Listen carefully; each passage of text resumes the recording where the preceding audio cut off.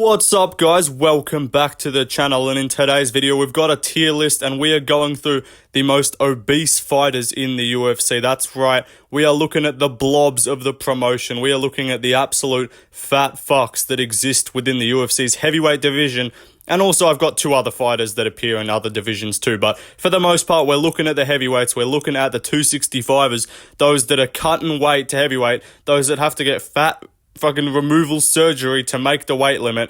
And yeah, we're just looking at some obese individuals, and we've got 5 tiers ranging from cardiac arrest all the way down to just a little bit chubby, just for those that, you know, they could lose a couple, they could lean out, but in between that we've got 3 other tiers. So let's get started with a person who is a pure blob. And that is Josh Parisian, an absolute obese human being, a man that just got KO'd by Robelis de Spain, who was making his debut. And yeah, Josh Parisian is just a very large, very fat man that exists within the heavyweight division. As you can see, the physique there, you know, it's not like he's just got absolute horrendous levels of flab just overcoming the short line and he's got to he's not tucking the belly into the shorts. That is a commonly used strategy, but Josh Parisian, definitely one of the original fatties of the UFC, you know, one of those ones that you see them fight, they're throwing some slow jabs, they're throwing some 50% pace jabs, and their belly rolls are just moving and jiggling all over the place. So Josh Parisian, very fat man, he's going to go in the pure blob tier. Let's move on to another fighter. Justin Tafa is going to go in the MMA Joey physique category, and you know,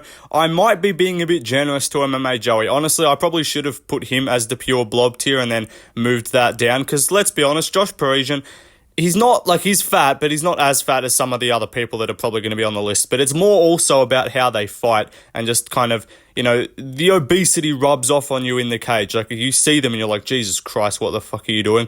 But to talk about Justin Tafa briefly, he's fighting this weekend. He is Samoan, so I'll give him the pass in terms of they're naturally just, you know, they carry the chub. He does undertake the strategy of tucking the fat rolls into the shorts. That's a very commonly used strategy, and he does it well. But yeah, Justin Tafa, very fat man. Let's move on to another fighter. And that is Marcin Tybura, coming off a nice win this weekend against another fat man that will be on the list later on. But Marcin Tybura, I'll give him credit. He's not completely obese. He's not an absolute blob of a human. But, you know, he's still fat. He still is rocking that MMA Guru physique. And I know MMA Guru says he's in better shape than all the heavyweights, but come on, let's be honest. That we've seen him. He fits right in with the Marcin Tyburas of the world. So yeah, I'm going to chuck Mr. Marcin in here. Tubby Man Tybura is going to go in the MMA Guru physique category. But let's move on to another fighter. And that is Bryan Barberena, who's going to go in the chubby category. So obviously he's one of the only, or he's one of 2 people on this list that aren't in the heavyweight division. So, you know, just for that alone, you should probably be higher up. But I'll give the man credit. I mean, he is very fat, but yeah, he's just a chubby man, you know. He's got no muscle insertion, just an extremely flat physique. But there's no, like, belly rolls. It's just like he's got no muscle. It's just this big fridge of a build, like just this blob of skin. It's not even fat, it's just he's got no muscle. So yeah, Bryan Barberena is going to go in the chubby category. But let's move on. Parker Porter is obviously going in pure blob. He's arguably the origin point for the fat heavyweights. He is the GOAT of the heavyweight division, of course. Absolute pure obesity, pure flab, nothing muscle-wise. He's just an absolute ball of fat. Unfortunately, was cut from the organization. Obviously, they knew he was too powerful. He was eating up too much of the food from the PI. They couldn't produce enough, and they needed to get rid of him. So, unfortunate for Parker Porter, but he is one of the original pure blobs. I'd say on the Mount Rushmore is where I would put him. But let's move on to another fighter. Tai Tuivasa is obviously going in the MMA Joey physique category. And again, I'm regretting making this not the higher tier. This should be higher, because let's be honest, if we're comparing MMA Joey to UFC fighters, we are looking at the Parker Porters of the world. But Tai Tuivasa is a very fat man. Again, he's like got that Islander sort of like Aboriginal genes, so he does carry a bit of fat around the edges. But you know, Tai, he just fights like a fat heavyweight. Originally, he actually had some distinguishing characteristics, like, you know, he threw leg kicks. He actually, like, mixed it up. He was an interesting personality, and he still is. And so that separated him from just the normal outside group of NPC fat heavyweights. And Tai is never going to be an NPC heavyweight, but skill-wise and fighting-wise, he is kind of turning into it, just an absolute obese human that fights with very little skill. occasionally will get the knockout, and apart from that, just loses and loses badly. So yeah, Tai Tuivasa, I hate that he's going down this road, but he needs to get in some shape. There was Taco Bell in his locker room before the fight. He needs to lock in, needs to get some of the pounds off. Weigh in next time at 250 instead of 266. Like, come on, Ty, let's see you lose a couple, get back in there. And I've no doubt that because he actually fights with some like skill in terms of. He throws leg kicks, he mixes up some shots. If he actually throws with technique and, just locks in and loses a couple pounds, I reckon he could be a force in the heavyweight division. But let's move on to another fighter. Jamal Pogues is going in the MMA Guru physique, just an NPC, just one of your run-of-the-mill fat heavyweights that just rocks up, looking like they've just come off the conveyor belt. Shout out to Lucas Tracy. It's an incredible ongoing meme here. The NPC heavyweights are a thing of wonder. But yeah, Jamal Pogues, definitely one of those NPC heavyweights, definitely stepping off the conveyor belt, fighting in the Apex last time against another obese human who will be featured on the list. And yeah, he just fights like an obese heavyweight, throws a couple jabs out there, a whole lot of clinching, about 12 out of 15 minutes spent up against the cage, rubbing their belly fat together. And Jamal Pogues really embodies their unranked heavyweight spirit. Let's move on to another fighter. And you guys ain't going to like this one, the Riders, but John Jones is going to go in the chubby tier. He's put on a whole lot of pounds and he's looking like a bit of an old fat man at this moment. And I think that is why he doesn't want to fight Aspinall, because, Jones came up to heavyweight. He's like, oh, there's a few guys in shape there, but I thought I was going to be just fighting a bunch of fat fucks. He was probably hoping that, Tai Tuivasa was around the top 5. He could call for a fight there. Just hoping he could cherry pick a bunch of obese humans. But now he is actually the fat guy in terms of comparing him to the guys like Aspinall, even Pavlovich, even Garn. Obviously, he beat Garn. You can still get away with a bit because he is incredibly skilled. But take a look at take a look at his physique. I'm in phenomenal shape. But yeah, John Jones is looking a bit chubby nowadays, and you can tell even in all these fan meet and greets he's doing. You can tell the face is just rounding out a little bit, looking a bit more like that MMA Joey. Obviously, not going to be that big, but yeah. John Jones is putting on a whole lot of pounds. I wouldn't be surprised next time. Obviously, he's going to need to lean out. But right now, I would not be shocked if he weighed like 260. Like Bradley Martin, of course. But let's move on to another fighter. Thomas Peterson is, of course, going in the pure blob category. Again, might be a top contender in terms of king of the fat heavyweights. This guy rocking up. Again, not like, doesn't have belly rolls on belly rolls, but he's got absolutely no muscle, and he just looks like an absolute melting ball. He just looks like a blob, and just he actually looks like a melting ice cream physique. He's got the milk bag physique. It's crazy how you can be a professional athlete, call yourself a professional athlete, and be in such a terrible level of shape. And yeah, Thomas Peterson, unacceptable, mate. You're an absolute obese human, and yeah, not good enough. Let's move on to another fighter. Alexander Romanov is going in the MMA Joey physique category. This guy originally was just one of your NPC run-of-the-mill fat heavyweights, just a bit of chub. But now he actually came back after losing to Marcin Tybura, after gassing out. And then you know what he does to fix his gassing out problem? He puts on a good 20 pounds and ends up looking like an absolute abomination. Looking like MMA Joey out there. Just an absolute fat fuck. Comes back against Volkov, tries to take him down once, fails, and just quits immediately and gasses out and dies. So yeah, very tough one for, what is his name? Alexander Romanov, just an obese human. And he's in the rankings too, so fair play to him. You've managed to get away with the absolute obese nature of your physique for a while, but you are a ranked fighter, so get in shape, mate. What are you doing? Let's move on, though, to another fighter. Martin Bidet is going to go in the Guru physique. Obviously, just a very fat man. He did lose to Shamil the Blob Gaziev, who will make a feature later on. But yeah, he was beating a few of the other fat heavyweights. He was fighting them in the Apex, as all the fat heavyweights do. Just jumping off the conveyor belt in the Apex, going out there, submitted Josh Parisian the bum. And then, yeah, Martin Bidet, he is a fat man. He is a flabby individual, but he doesn't quite have that same level of just obese nature to him. Like, he fights like a fat heavyweight, but he is somewhat in shape, I guess, but not really. But yeah, we move on to another fighter. Kelvin Gastelum is next up, and he is in the chubby category. Obviously, Gastelum, I think that is just his genetics. His build is just weird. I don't think he's actually, like, fat. He's just a fridge. He's got the fridge build. Similar to Pavlovich, but at least for Pavlovich it works because he's a heavyweight. Whereas Gastelum is just this weirdly fat, short, like chubby dude for the middleweight division. Obviously, that made him go up from welterweight. Obviously, he tried to cut back down recently. But I think just stay at middleweight, honestly, because middleweights are terrible. So what he realized was even if you're outsized, the skill difference, like middleweights are not skilled at all. There's a reason why he went back down and immediately got smoked by Sean Brady. It's because welterweights are just way better, and anyone at welterweight, if you're not a top 5 fighter, just go up, and you'll literally either win a belt or become like a number 1 contender within like 2 fights if you're decent. But yeah, Gastelum, he's a chubby individual. Let's move on to another fighter. Jake Collier is pure blob. He is also, I think he's one of the founding fathers. He's got to go on the Mount Rushmore. Jake Collier is a founding father of the obese heavyweights. Not in terms of he was there first, but he was really one of the guys to just put them on the map, you know, and let everyone know just how terrible the quality of heavyweight MMA is, and just how much, if you are anywhere between 230 and 270 pounds and are somewhat in shape, just fight in the heavyweight division and you can make a successful career for yourself, take a bit of brain damage while you're at it, but apart from that, you'll be good, you know, just go move to Vegas, go fight in the Apex once every 2 months like all the fat fucks do, and you can make a good, honest living. So Jake Collier really paved the way, you know, moved up from middleweight to heavyweight like a true dedicated individual, did, you know, the reverse Rampage Jackson, not the Rampage Jackson, sorry, the reverse Rumble Johnson, was it? Was he the reverse Cannonier, my bad. I think Rumble did it too, but Cannonier started at heavyweight and moved all the way down to middleweight. Jake Collier paving the way, showing that, you know, you can be an in-shape individual and just throw away any discipline and become fat. So Jake Collier,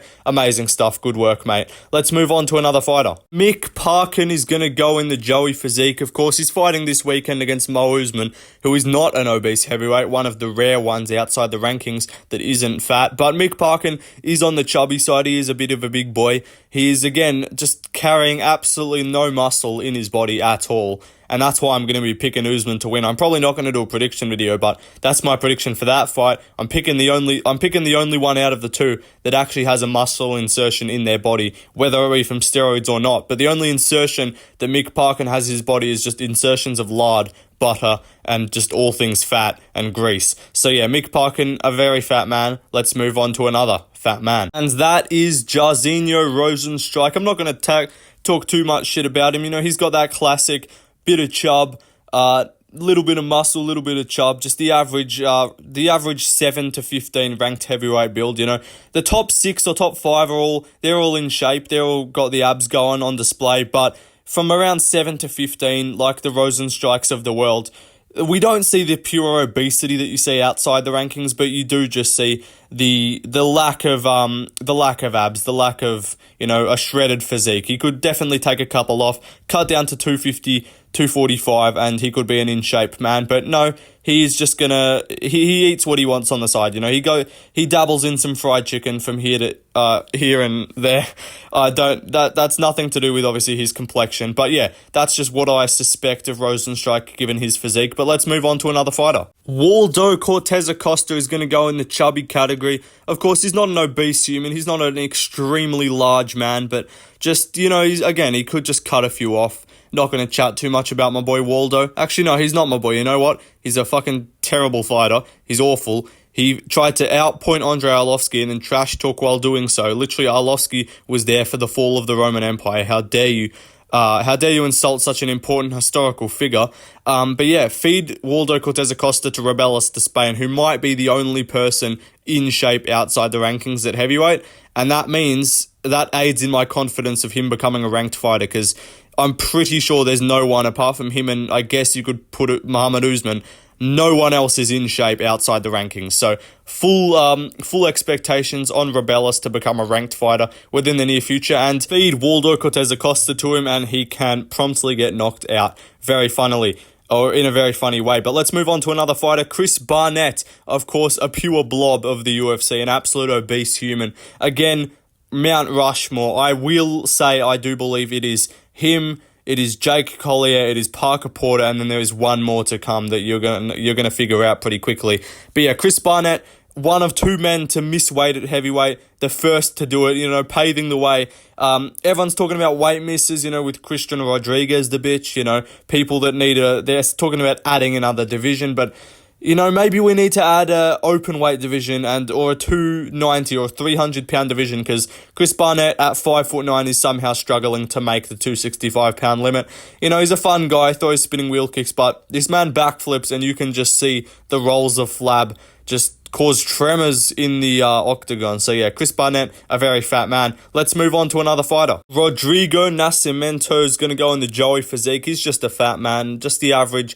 He's also ranked, so fair play to him, but you know, he's just got that weird physique. Just not a lot of muscle, whole lot of blob. Just that blob physique activated by Rodrigo Nascimento. But let's move on to another fighter. Derek Lewis is going to go in the MMA Guru physique because, you know, Derek Lewis, he's on the side of the fats, but again, he's an OG of the game. He's been around for ages, and I think that's just kind of his physique. Like, he does obviously have a bit of muscle. He does have that power to knock everyone out, and he does have the balls that are hot, as he will tell you post-fight.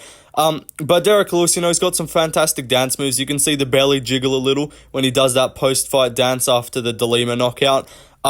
But yeah, Derek Lewis, just a fat man, I guess, just a bit chubby. But let's move on to another fighter. Speak of the man that Derek Lewis knocked out, Marcos Rogerio de Lima is going to go in chubby. This guy, I think it is also just his genetics. He's got a weird build. You can tell he does have muscle on him. But he's just got a very block-like refrigerator physique. So definitely a little bit chubby, but not a fat of the fat. Like, he's not a Mount Rushmore level fat. You know, he's on the starting bench. You know, he's an emergency substitute for the obese all-stars. But let's move on to the captain of the team, the obese all-stars, the man that is going to go in the cardiac arrest tier. I think you guys know who it is. It is, of course, Shamil the Blob Gaziev, aptly named by Lucas Tracy. An amazing name to fit an amazing fighter. Shamil the Blob is well known for being one of the most obese fighters in the UFC. In terms of just the level and the circumference of the waist, he is not the number one guy, but he has overtaken that number one spot. He has taken up the crown. Heavy lies the crown. There's only heavy to talk about with Shamil Gaziev. But he has taken up the crown of the Burger King enjoyers, because his last performance against Jairzinho Rozenstruik just truly displayed the level of fat that this man possesses.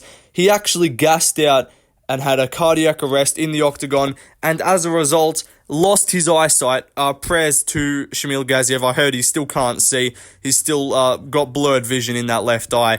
But yeah, the pure obesity of the man, the absolute lack of blood flow through his arteries that have been clogged up by just liters and liters of lard, oil, grease, mayonnaise, gravy, all of the condiments and the sauces that are consumed by everyone on this list. He consumes the most, and as a result, he actually lost vision, gassed out, and forgot how to actually defend punches or throw punches back against Jairzinho Rozenstruik. After the first round, where he did display his elite wrestling, that elite Dagestani wrestling, by running headfirst into the cage and shaking it to its core, he did then proceed to throw no punches and literally just get slapped around by Rozenstruik and just, you know, show off a big menacing grin.